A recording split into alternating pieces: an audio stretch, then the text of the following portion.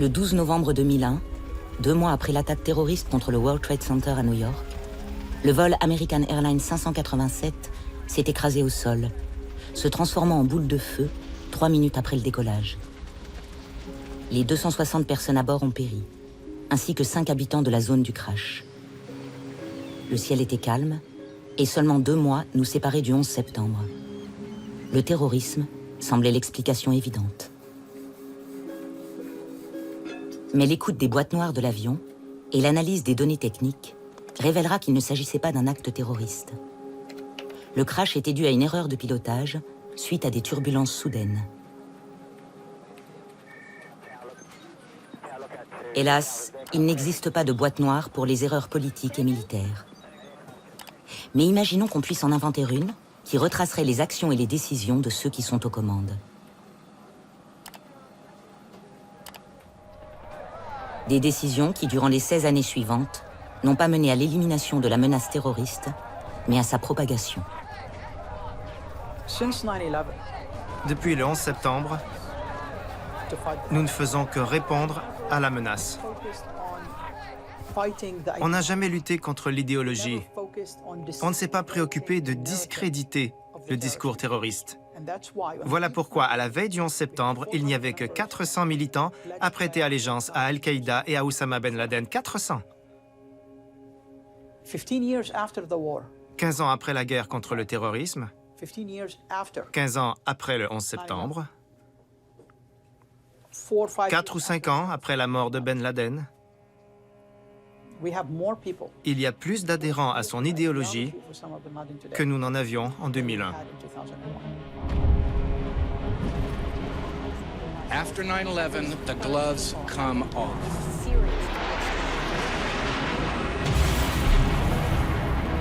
From this day forward, any nation that continues to harbor or support terrorism will be regarded by the United States as a hostile regime.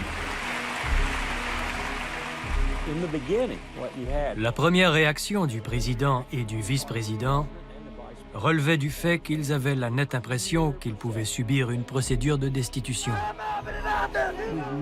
Nous savions qu'avec Al-Qaïda, nous faisions face à une vision de l'islam particulièrement violente et radicale, mais je ne peux pas dire que j'ai anticipé ce qui s'est passé au cours de la décennie qui a suivi. La panacée n'existe pas.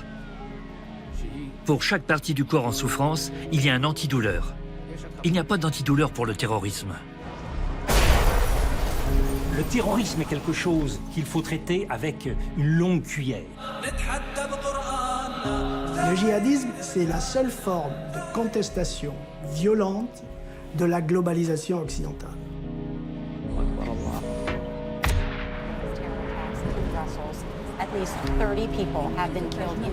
Depuis le 11 septembre, dirigeants politiques, militaires et services de sécurité au plus haut niveau sont engagés dans une guerre contre un ennemi non identifié, le terrorisme. Aujourd'hui, leur témoignage nous éclaire sur ce qui a mal tourné. Comment une guerre lancée au nom de la défense de nos démocraties est devenue la plus grande menace pesant sur celles-ci.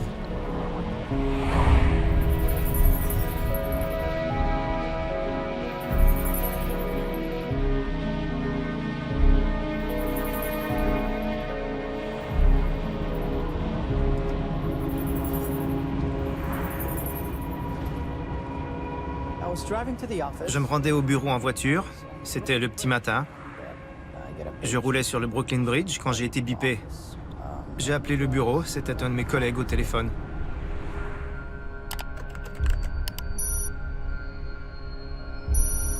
Et il a dit « Viens au bureau, il s'est passé quelque chose. »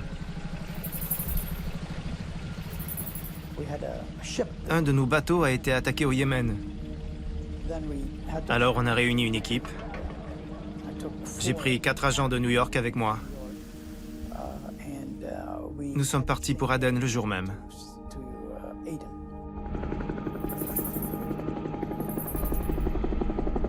Earlier this morning, there was an explosion adjacent to one of our destroyers, which was docked in a port in Yemen.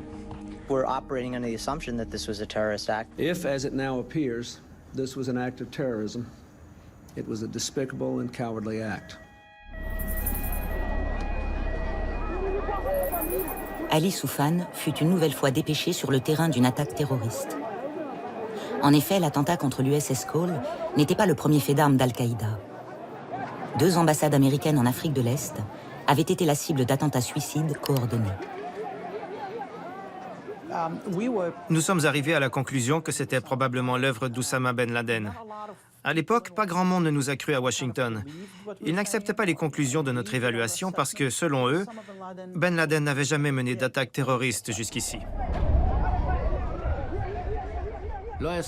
Il ne fait aucun doute que cette attaque était d'une ampleur, d'un niveau tout à fait différent de ce à quoi nous avions été habitués jusqu'ici.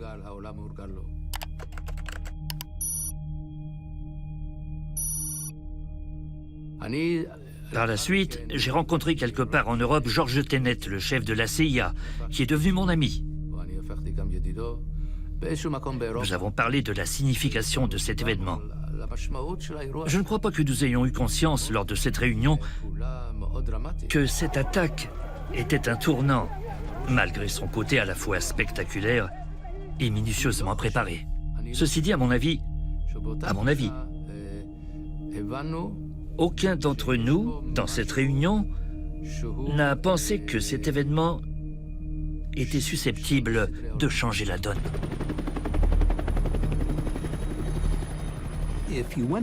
Si on revenait sur la composition de nos services de renseignement le 11 septembre, je pense qu'on trouverait un très grand nombre d'experts sur la Russie, d'anciens experts de l'Union soviétique, et très peu d'experts sur l'islam radical.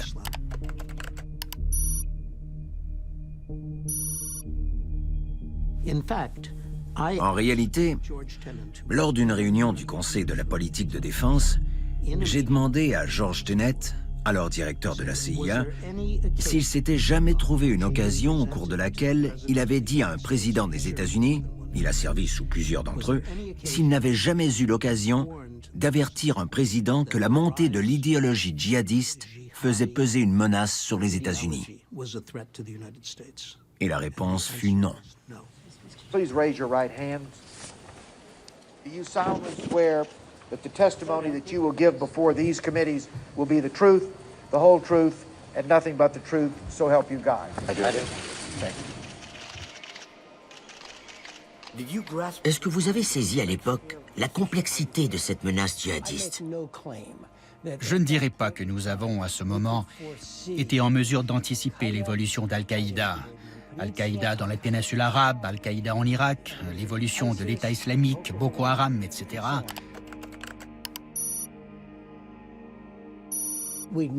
Nous savions qu'avec Al-Qaïda, nous faisions face à une vision de l'islam particulièrement violente et radicale, une haine élémentaire vis-à-vis de l'Occident et des États-Unis, mais je ne peux pas dire que j'ai anticipé ce qui s'est passé au cours de la décennie qui a suivi.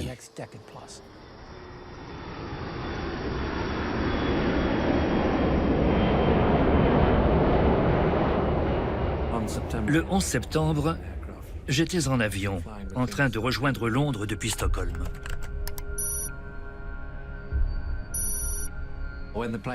Quand l'avion a atterri, j'ai vu que ma voiture m'attendait sur la piste de l'aéroport, directement au pied de l'avion.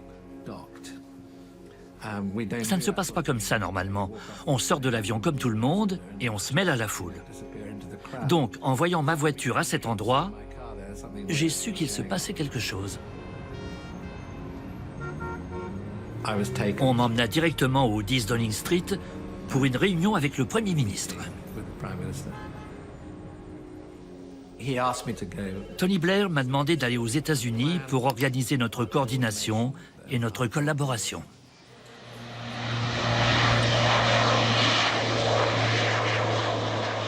« 48 heures plus tard, je survolais l'Atlantique à bord d'un avion de la RAF avec un groupe d'officiers supérieurs. Nous descendions sur New York et le ciel était très clair. On pouvait voir les ruines des tours jumelles, les ruines fumantes. De là, escortés par des Américains, nous nous sommes posés sur la base militaire d'Andrews. Pour aussitôt partir, au milieu des gyrophares bleus, vers une réunion à Langley.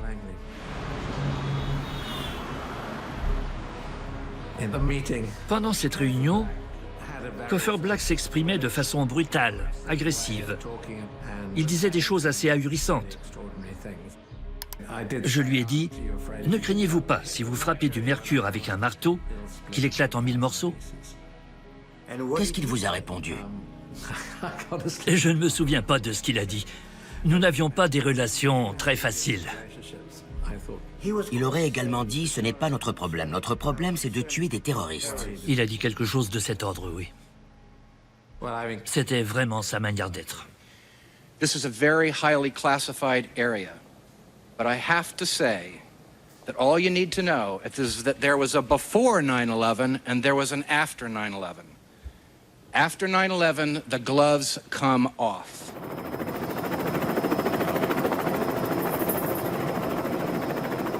Après de multiples allers-retours entre les bases militaires et Air Force One, le président Bush arrive enfin à la Maison-Blanche à 18h45. C'est alors qu'il s'exprime pour la première fois sur la nature du conflit qui vient de surgir, avec une violence sans précédent. We haven't seen this kind of barbarism in a long period of time. No one could have conceivably imagined suicide bombers burrowing into our society and then emerging all on the same day to fly their aircraft, fly U.S. aircraft into buildings full of innocent people and show no remorse. And this is a new kind of evil. Le nihilisme, c'est l'explication qu'avancent nos dirigeants pour dire que ces gens ne cherchent qu'à détruire.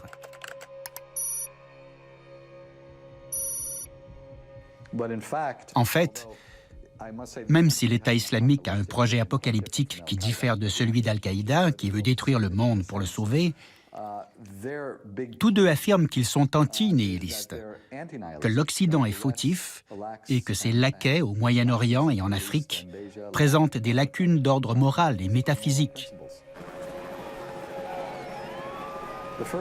La première erreur, ce fut l'approche criminelle, l'idée que ce sont en quelque sorte des criminels pathologiques. En y regardant de plus près, les criminels n'effectuent généralement pas d'actes à faible probabilité et à fort impact.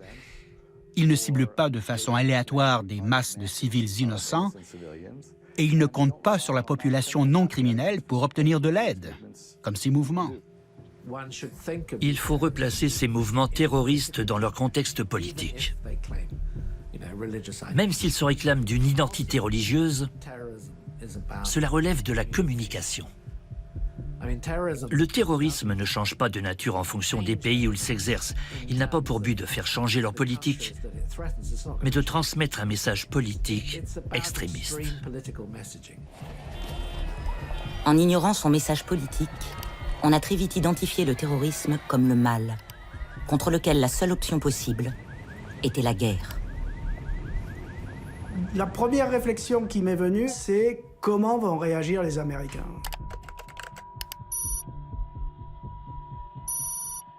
Je connais assez bien les États-Unis, j'ai passé presque 10 ans de ma vie aux États-Unis, et je me suis dit, une humiliation de ce genre va nécessairement entraîner chez eux, comme je les connais, des réactions excessives. Overreaction. President's speech tonight, probably as difficult a speech as any president, at least since Roosevelt's day of infamy speech. Probably since Roosevelt. It's the president now, just a few moments away from addressing the nation. Ce fut le premier discours du président dans le bureau ovale depuis son arrivée au pouvoir. En 2001, il fut perçu comme le discours qui allait apaiser une nation. Aujourd'hui, nous savons qu'il inaugurait la guerre contre la terreur. Good evening. Today, our fellow citizens, our way of life, our very freedom came under attack in a series of deliberate and deadly terrorist acts. La phrase la plus importante fut écrite par Bush lui-même quelques minutes avant de passer à l'antenne. We will make no distinction between the terrorists who committed these acts and those who harbor them. As it happens, Au même moment, J'étais au téléphone avec l'un des auteurs du discours de Bush sur le 11 septembre, David Frum. Je lui ai dit, David, quoi que dise le président, j'espère qu'il va dire que nous demanderons des comptes aux États qui soutiennent des organisations terroristes. Ainsi, d'une seule phrase, le président Bush lançait son pays dans une guerre permanente. Les États-Unis allaient attaquer non seulement les terroristes, mais aussi les pays qui les soutenaient. Aucun membre du gouvernement ne fut consulté. Des témoins ont relaté la réunion historique du Conseil national de sécurité qui suivit le discours. C'était la première fois que le président esquissait sa vision de la guerre. Il y voyait une opportunité, au-delà de l'Afghanistan, pour briser, selon ses termes, le joug de la terreur, que ce soit en Syrie, en Iran ou en Irak.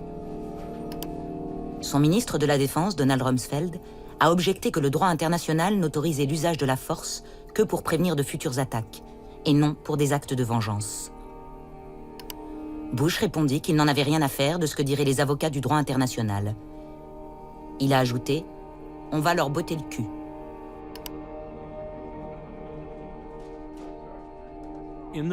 La première réaction du président et du vice-président relevait du fait qu'ils avaient la nette impression qu'ils pouvaient subir une procédure de destitution.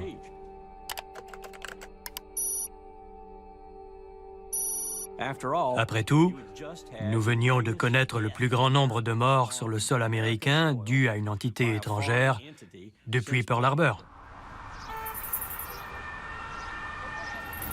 Tout de suite, Jacques Chirac a proposé à George Bush de l'aider. Dire voilà, dites-nous comment nous pouvons vous aider.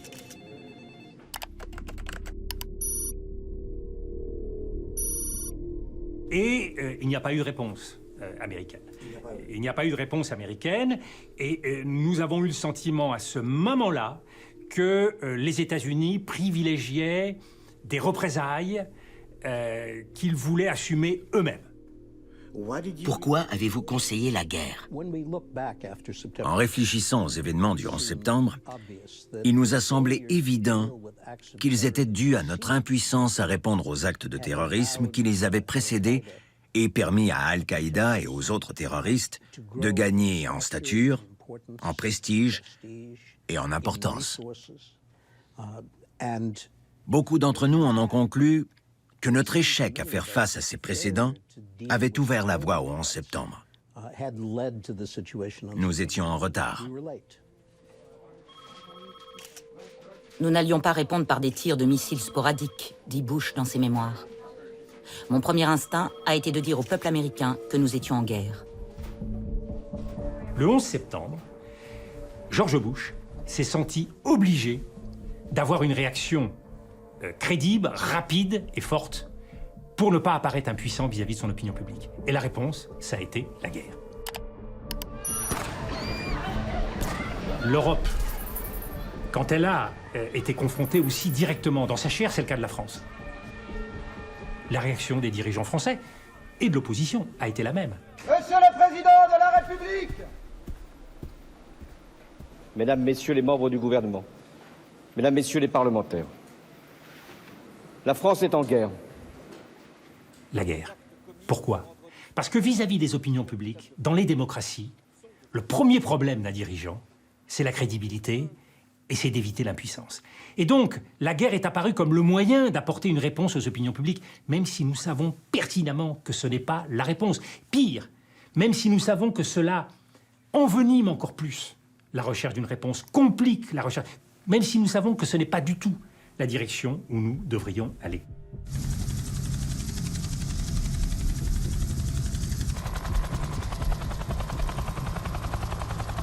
Avec le recul, la décision américaine de partir en guerre s'avérera cruciale pour tous les événements qui allaient suivre.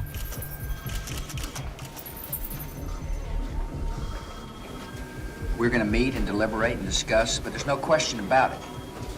This act will not stand. We will find those who did it. We will smoke them out of their holes. We will get them running, and we'll bring them to justice. Le mot « guerre » est lourdement chargée de sens. Le président Lincoln insista pour ne traiter la guerre civile que comme une rébellion des États du Sud. Jamais la guerre ne fut déclarée aux États confédérés. Après Pearl Harbor, le président Roosevelt a demandé au Congrès une déclaration de guerre contre le Japon. Mais il s'est abstenu de la faire contre les alliés de l'Axe. Il a attendu jusqu'à ce que ces derniers déclarent la guerre contre les États-Unis. Impressions of the American build-up for the Battle of Korea include this view of the aircraft carrier Bataan, ready to sail from Norfolk, Virginia. Pendant le conflit coréen, les États-Unis ont fait bien attention à ne pas utiliser le mot « guerre ». We are arming only for defense against aggression. De son point de vue, Truman ne faisait que répondre à l'agression de la Corée du Nord, conformément à une résolution des Nations Unies.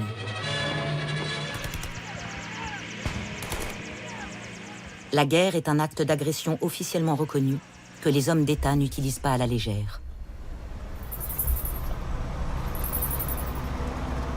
The president's motorcade has just left the White House. It will be traveling along a now empty Pennsylvania Avenue, which should take the president less than 10 minutes to reach. Le 20 septembre, le président franchit ce Rubicon historique.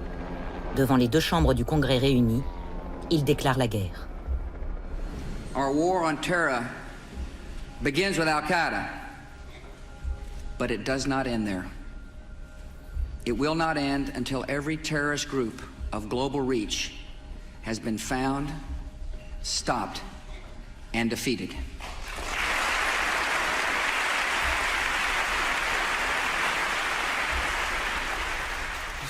Sans tarder, le secrétaire Powell et moi nous sommes inquiétés de la terminologie.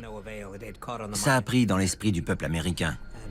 Et donc, le terme GWAT est passé dans le langage courant.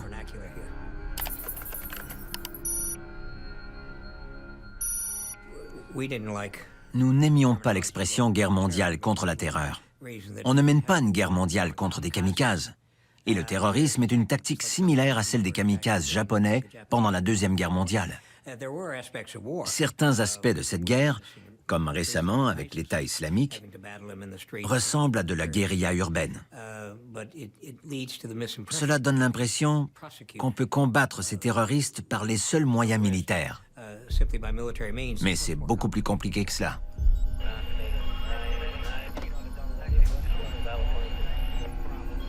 Nous avons déjà connu une guerre ingagnable et ses effets sur les militaires, la guerre contre la drogue.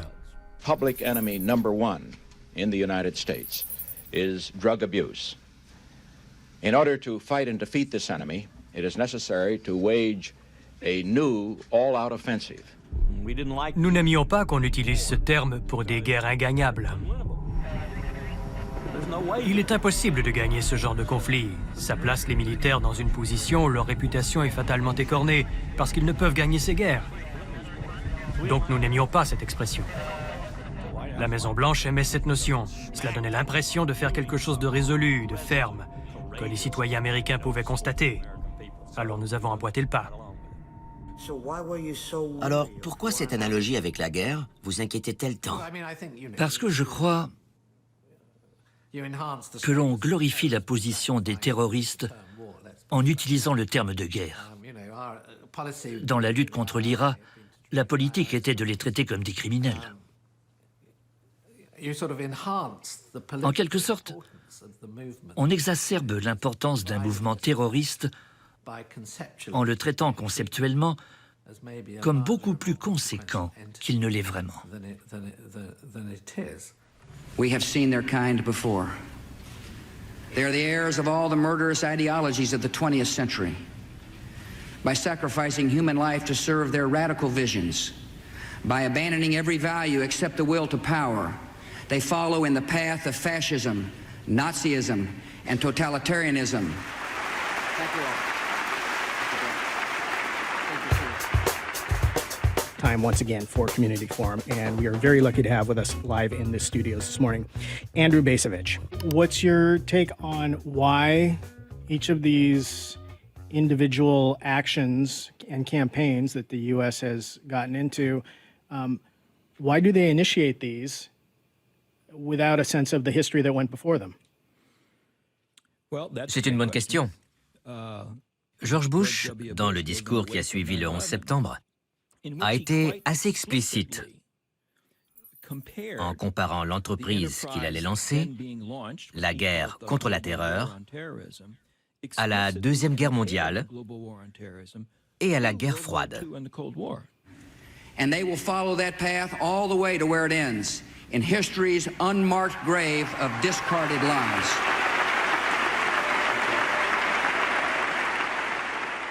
Bush a dit que nous avions déjà été confrontés à ce mal, que nous l'avions vaincu et ramené à la liberté, et qu'en 2001, face à un mal comparable, nous le détruirions et nous ferions ainsi avancer la cause de la liberté.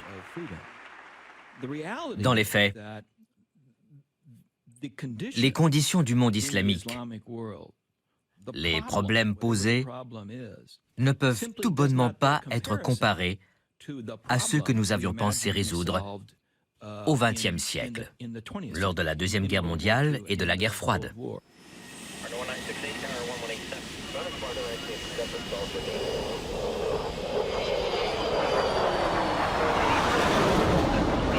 Le terrorisme est quelque chose de volatile, d'opportuniste, qu'il faut traiter avec une longue cuillère. Et l'idée d'y opposer toute la force, toute la puissance de la première puissance du monde, d'emblée pour moi, me paraît d'une extraordinaire dangerosité.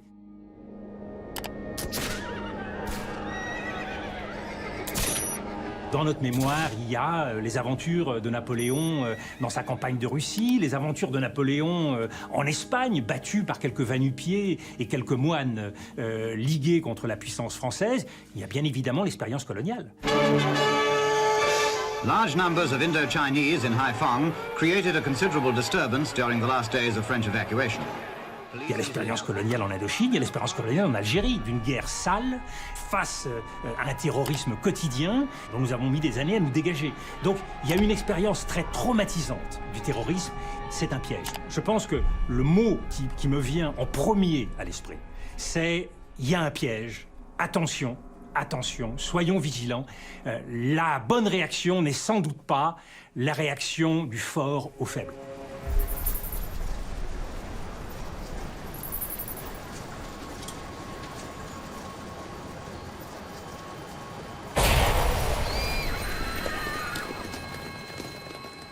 L'Oxford Dictionary définit le terrorisme comme l'utilisation calculée de la violence contre des civils dans le but d'atteindre des objectifs politiques, religieux et idéologique. Le problème, c'est que cette définition recouvre presque tous les conflits de l'histoire. Tout mouvement insurgé ou révolutionnaire a utilisé la violence contre les civils à un moment ou à un autre. C'est simplifié à l'extrême que de dire que la terreur, c'est la terreur. Il y a de multiples sortes de terreur, et elle a de multiples causes, de multiples doctrines de combat, et multiples sont les aptitudes de ceux qui la mettent à exécution.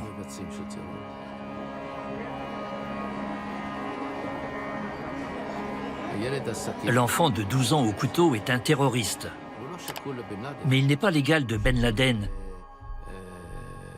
ou de Mohamed Def dans la bande de Gaza, non plus de l'organisateur des attentats de Paris de novembre. Ils ne sont pas égaux et ils ne sont pas pareils.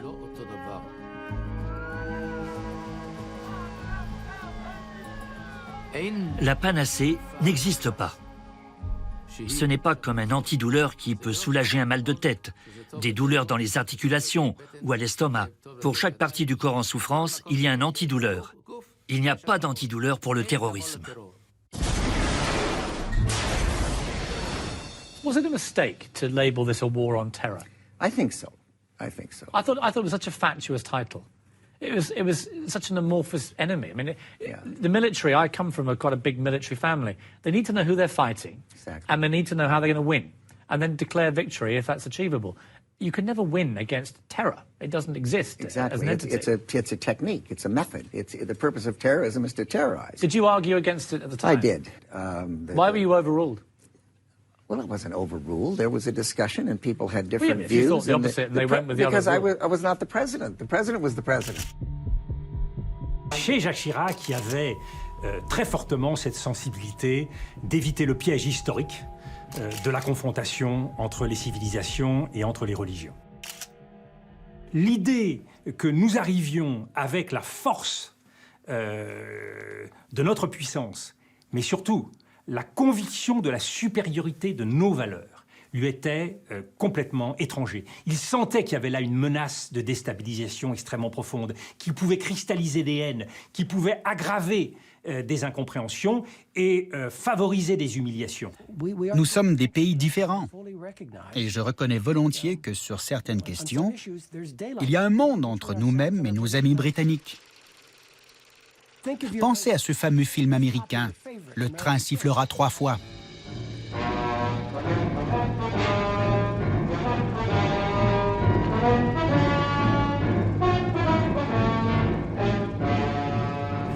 Le shérif est livré à lui-même et il a recours à ce que je qualifie de violence légitime pour se défendre et défendre la ville.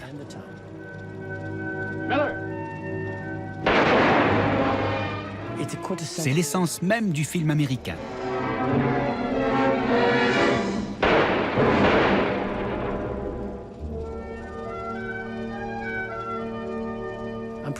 J'exagère sûrement, mais la plupart de mes compatriotes possèdent des armes et vont à l'église le dimanche.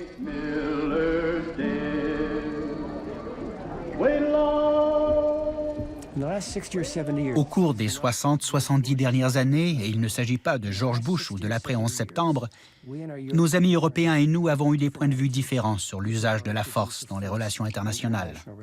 C'est un fait.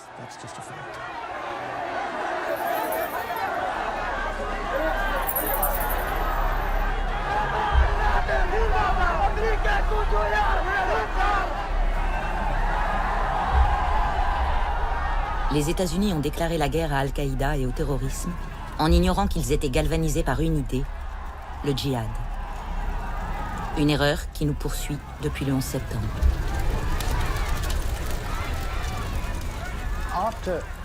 Après le 11 septembre, on m'a demandé de rédiger un rapport pour une réunion du gouvernement avec la communauté scientifique en vue de comprendre la nouvelle situation. Je me suis dit que pour le faire, il ne fallait pas présenter une analyse stratégique ennuyeuse, mais exposer le point de vue d'une personne et la conscience collective du djihadisme. De faire un travail de l'intérieur.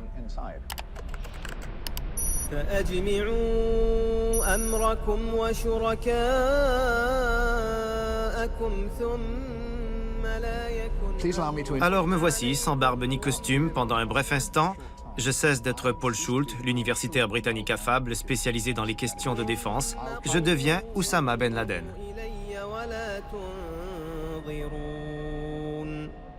Je vais commencer par vous rappeler ce que le djihad est pour nous et ce qu'il devrait signifier pour vous.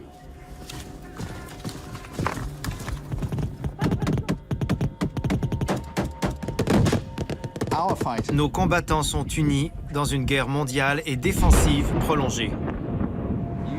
Vous combattez à partir d'une base désunie et très limitée, envoyant de funestes expéditions militaires en territoire musulman.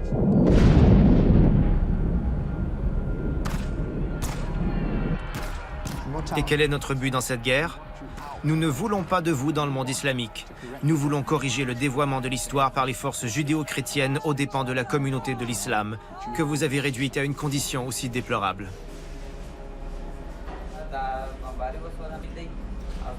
The US today has set a double standard, calling whoever goes against its injustice a terrorist. It wants to occupy our countries, steal our resources, impose agents on us to rule us, and then wants us to agree to all this. If we refuse to do so, it says we are terrorists.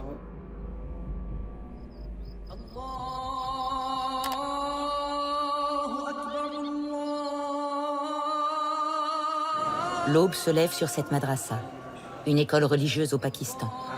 Une parmi les 18 000 du pays et les milliers à travers le monde.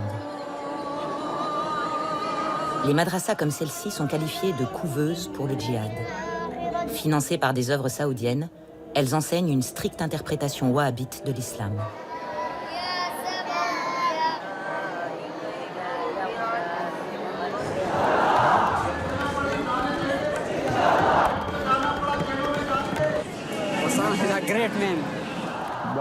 Les gouvernements occidentaux ont échoué à imposer des modèles politiques au Moyen-Orient.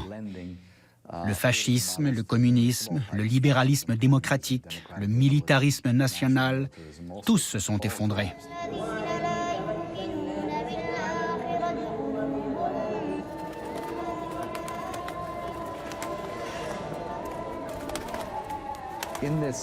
Dans cet échec de notre civilisation, de nos démocraties libérales, à satisfaire les attentes d'une population à la dérive dans la mondialisation, ceci a représenté une alternative, peut-être la plus importante contre-culture dans le monde depuis la Deuxième Guerre mondiale.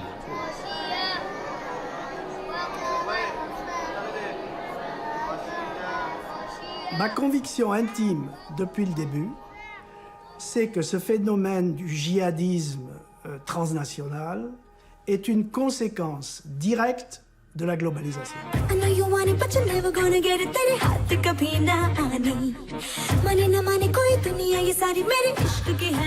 La globalisation, c'est un tsunami d'hypermodernité occidentale qui est déversé, voire imposé, 24 heures sur 24, 7 jours sur 7, par les nouvelles technologies de l'information sur le reste du monde.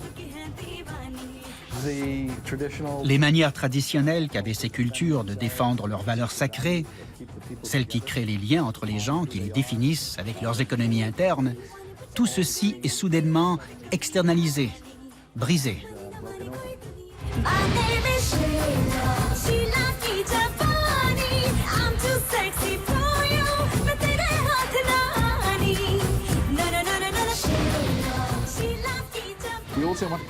Nous voulons également protéger notre foi contre le flux sans fin d'images et de messages insidieux, de désirs individuels assouvis, d'ivresse, de pornographie, de prostitution, de dégradation commerciale des femmes, de consumérisme, de relativisme intellectuel et de doutes religieux.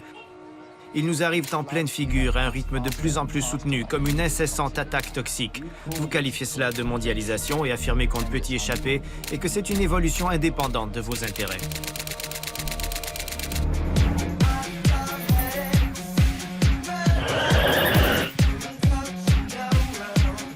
Ce sont nos valeurs à nous, la liberté, l'égalité, la tolérance, le sécularisme, le consumérisme, l'hédonisme, que nous imposons en quelque sorte par des moyens soft sur des populations qui en sont déstabilisées. The Muslim world is not your backyard. The Muslim world is not Germany, Japan, or South America. The honourable sons and daughters of Islam will not sit down watching you spread your evil and immorality and infidelity to our land. It is time for us to be equals. Les djihadistes, c'est pas l'islam. Les djihadistes, c'est une partie de l'islam. Mais à vrai dire, on a à l'intérieur de l'islam 50 shades of grey, si je peux dire. Le djihadisme étant en quelque sorte la pointe avancée. Le djihadisme, c'est la seule forme de contestation violente de la globalisation occidentale.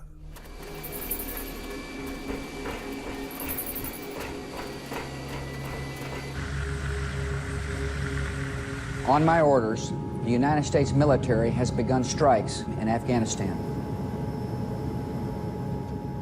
Sans tenir compte du contexte du 11 septembre, ni de la profondeur du ressentiment qu'il avait causé, les États-Unis se lancent dans une campagne militaire d'envergure pour combattre avant tout une idée.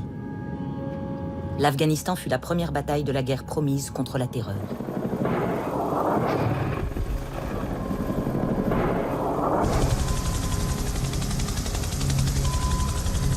Officiellement, il ne s'agissait que d'une campagne menée pour déloger Al-Qaïda d'Afghanistan. Je pense que le terme « guerre contre la terreur » était compris au moins sur le terrain, dans le sens de mener des actions militaires contre ceux qui avaient un lien avec l'attaque du 11 septembre.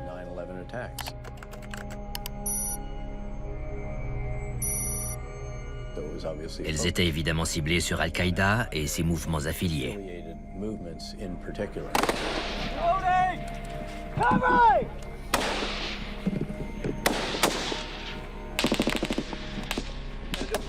Au départ, L'objectif, c'est Ben Laden, responsable des attentats, c'est les réseaux terroristes, et c'est aussi tout ce qui peut soutenir ces réseaux terroristes. Et il y a donc une ambiguïté sur la cible que peut constituer le régime taliban en Afghanistan.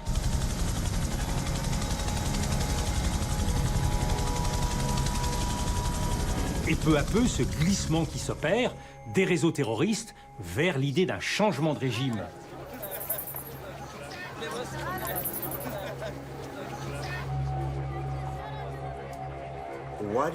Pourquoi avez-vous soutenu le changement de régime? J'étais convaincu depuis longtemps que nous devions tenir des États pour responsables. Sinon, nous continuerions à chasser des organisations terroristes insaisissables à travers le monde, sans résultat probant.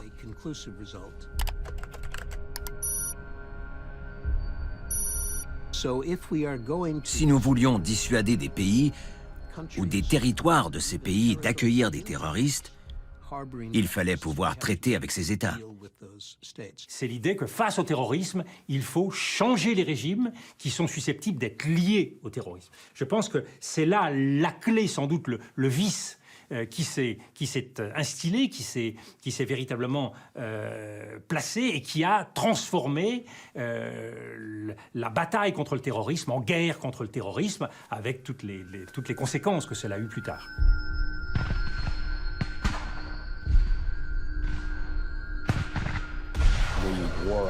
La guerre contre la terreur a pris un sens plus large avec la conduite des opérations en Afghanistan, pour s'assurer que le pays ne redevienne jamais un sanctuaire pour Al-Qaïda, comme il le fut lorsque les attaques du 11 septembre y ont été planifiées.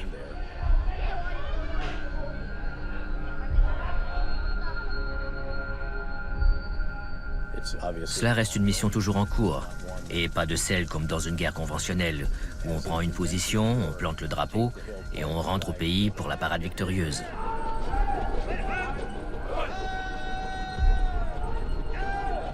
C'est le genre d'effort qui demande beaucoup de temps, de moyens, de détermination, de persévérance, et de beaucoup d'autres choses encore. Focalisés sur la reconstruction de l'Afghanistan, les États-Unis se retrouvent embourbés dans une campagne anti-insurrectionnelle qui continue de croître, même après la fuite ou la capture des militants d'Al-Qaïda.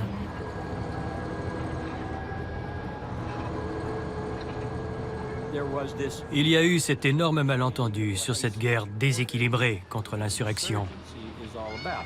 Vous pouvez clamer que vous voulez gagner le cœur et l'esprit d'une population. Mais quand vous vous promenez dans les rues en tenue de combat et gilet en Kevlar, casqué, en véhicule blindé et tout le reste, vous ne gagnez le cœur de personne. Vous vous mettez tout le monde à dos.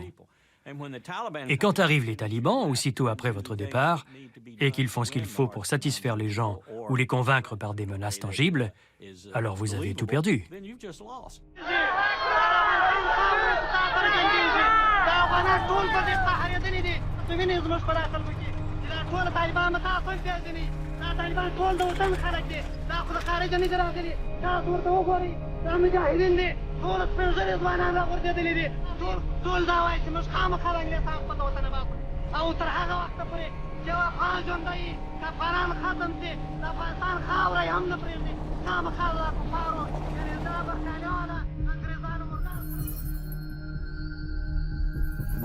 En connaissance de cause, nous nous sommes engagés dans un coûteux cycle à long terme que vous qualifieriez d'escalade dans la provocation ou de spirale de colère religieuse.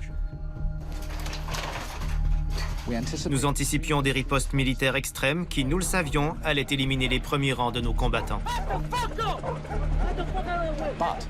Mais la violence des réponses ennemies provoque la spirale de l'engrenage, un mot français qui décrit le fait d'être écrasé dans les pignons des vitesses qui s'emboîtent dans un cercle vicieux d'atrocités et de revanche. L'engrenage est un mot que les forces françaises ont dû beaucoup utiliser en Indochine ou en Algérie au milieu du siècle dernier. Familiarisez-vous avec ce mot à présent. Nous avons fait en sorte qu'il redevienne actuel. A new milestone crossed in the war in Afghanistan. The number of U.S. military deaths has surpassed 2,000. That figure then doubled in just over 2 years after a major escalation. Ce n'était pas notre intention, ni celle de mon ennemi juré, M. Rumsfeld. Mais en commençant à parler de l'Irak, l'administration a détourné notre attention et les choses ont suivi leur cours. Quand nous nous sommes réveillés, nous étions maîtres de l'Afghanistan.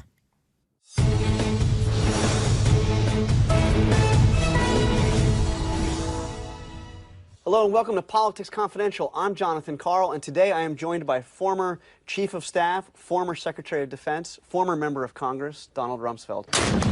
We've been engaged in this long, drawn-out war, and you're saying there was never even a decision to do so. Well, I'm saying I don't remember one. Yes. Il n'y avait pas de stratégie établie pour ce qui allait suivre. On s'était juste mis en chasse de Ben Laden. Je crois que personne, cela peut paraître choquant, mais personne n'a envisagé la fin du processus. Personne n'a compris, n'a conçu combien de temps nous allions passer là-bas, combien de morts cela allait nous coûter, et ainsi de suite. Personne n'a suivi ce que j'avais recommandé à l'origine. Y aller, extirper Al-Qaïda et repartir. Personne n'y a réfléchi plus que ça.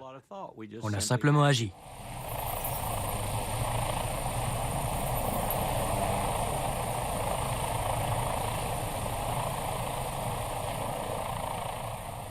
Nous, les Américains, en sommes venus à voir l'histoire comme une marche triomphale menée par les États-Unis. Il y a, particulièrement au XXe siècle, un discours autour de la Deuxième Guerre mondiale et de ses conséquences, la guerre froide, qui suggère qu'un leadership américain puissant peut vaincre le mal et façonner le monde à notre image.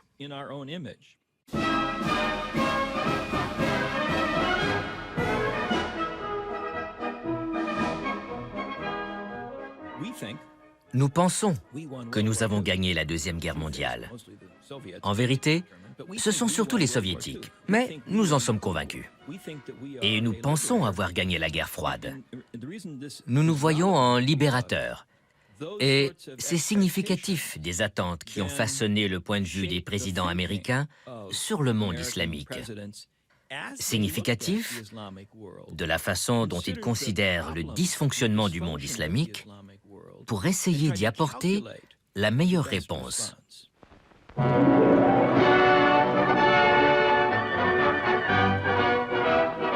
L'Amérique s'apprêtait à éliminer le mal, reconstruisant à son image des pays tels que l'Afghanistan, comme elle avait si bien réussi à le faire avec le Japon et l'Allemagne après la Deuxième Guerre mondiale.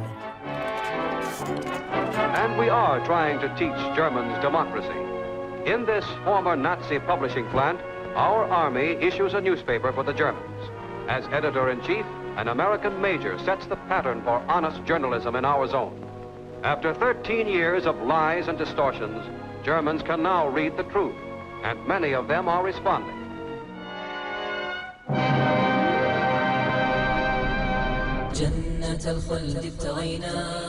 Mais ce qui avait si bien fonctionné en Europe fut un échec en Afghanistan et partout ailleurs dans les pays musulmans. Ne pensez-vous pas que ce concept de guerre nous a conditionnés à ne penser le djihad qu'en termes militaires, alors qu'il s'agit essentiellement d'une guerre idéologique? Je conviens que le choc des discours entre la vision djihadiste millénariste d'un rétablissement du califat et celle d'un islam dominé représente le danger. Par essence, il ne s'agit pas d'une menace militaire, mais d'une menace idéologique.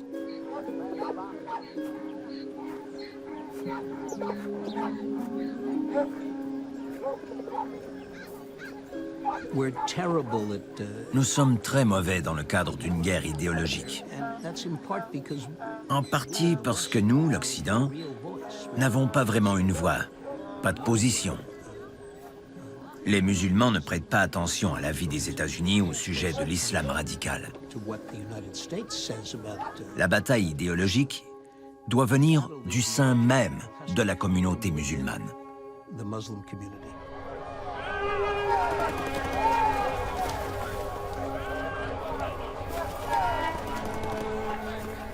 Les événements du 11 septembre ont entraîné directement deux guerres. Et Plus subtilement, j'en suis venu à la conviction, qui a été, me semble-t-il, confirmée par quelques déclarations de Bin Laden, c'est que ces attentats étaient une provocation pour précisément attirer les États-Unis dans des guerres sur le sol musulman, où on espérait qu'ils allaient s'enliser, s'épuiser, et en même temps créer l'hostilité des masses musulmanes. Donc c'était visiblement un acte stratégique des deux côtés.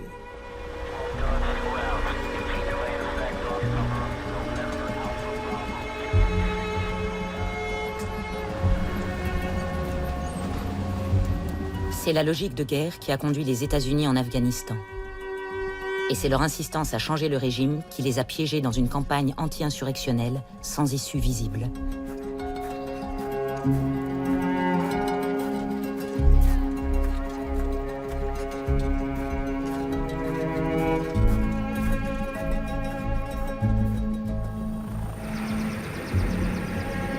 Comme certains l'avaient prédit, cette guerre fut comme un coup de marteau sur du mercure, un coup de pied dans une fourmilière.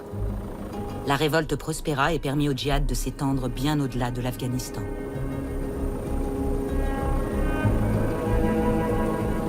Dans le prochain épisode de Terrorisme, raison d'État, comment le changement de régime et le traitement des combattants ennemis capturés contribuent à enliser le conflit. Comment la guerre, devenue permanente, menace à présent notre mode de vie, nos valeurs et nos démocraties.